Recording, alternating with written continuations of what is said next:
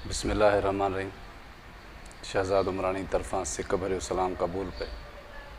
उम्मीद तो कयां त तव्हां सभु ख़ैरियत सां हूंदा। हिन माशरे में जेके माण्हू ॿियनि जो पेट भरींदा आहिनि, ॿियनि ॾांहुं हथु वधाए उन्हनि जी मदद कंदा आहिनि, उन्हनि जो नज़रियो इहो हूंदो आहे त असां सभु अगरि हिक ॿिए जी मदद कंदासीं त को बि इंसानु शायदि बुखियो न सुम्हे। ऐं इहो हिकिड़ो अज़ीम कमु आहे जेके इंसान पंहिंजे सोशल तरीक़े सां करे रहिया आहिनि। अहिड़ो हिकिड़ो मौज़ू आहे तव्हां सां शेयर थो कयां।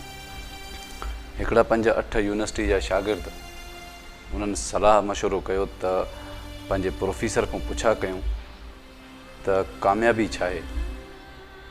उहे सभु विया पंहिंजे प्रोफेसर वटि, प्रोफेसर खां इहो सुवालु कयूं त सर कामयाबी छा आहे ऐं कीअं हासिलु कजे। उन चयो त इन जे सुवाल जे जवाब लाइ तव्हांखे सभिनी खे मूं वटि राति जो महिमान थियणो पवंदो। प्रोग्राम ॿधो वियो। सभु हिकिड़ी राति ते जेके बि शागिर्द हुया सुलझियल, जेके इन्हनि खां सुवाल पिया कनि, उहे सभु वञी प्रोफेसर वटि महिमान थिया। राति जो मुर्गीअ जो जूस प्रोफेसर साहिबु ठारायो।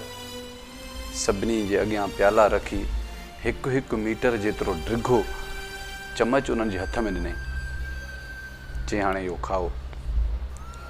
उन्हनि वॾी कोशिशि कई त हाणे 1 मीटर डिघो चमच इहो हुन सां भरनि त सही पिया, पर उहो वात ताईं कीअं आणनि। उहो ॾाढो ॾुखियो कमु थी वियो।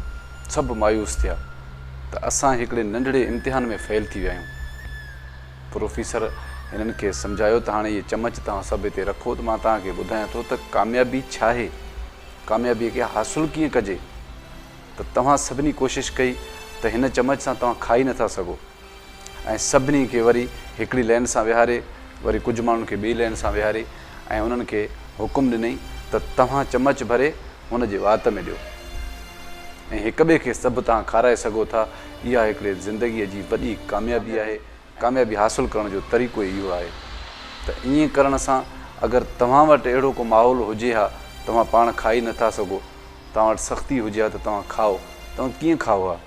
बहितर इहो थींदो त तव्हां सभु दुनिया जा माण्हू हिक ॿिए खे खारायो, त इनशा अल्लाह तव्हां सभु कामयाब बि थींदव ऐं को बि धरतीअ ते बुख बि न मरंदो ऐं ग़ुरबत जो बि ख़ात्मो थींदो।